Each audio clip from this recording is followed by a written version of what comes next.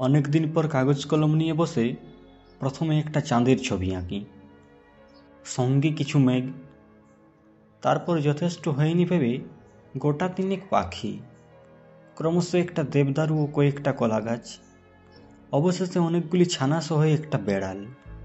এইসব এঁকে এঁকে তবুও কাগজের নিচে 4 আঙ্গুল জায়গা বাকি থাকে। সেখানে প্রথমে লিখি শ্রী চরণেশু, তার নিচে সবিনয় নিবেদন, এবং কিছুক্ষণ পরে সবিনয় নিবেদন কেটে লিখি প্রিয়তমাসু, এবং একটু পরেই বুঝতে পারি জীবনে এই প্রথমবার প্রিয়তমাসু লিখলাম। প্রিয়তমাসু, তুমি তো জানো না জীবনে তোমাকে কোনোদিন ঠিকমতো সম্বোধন করা হলো না। প্রিয়তমাসু, তুমি তো জানো না জীবনে তোমাকে কোনোদিন ঠিকমতো ভালোবাসা হলো না।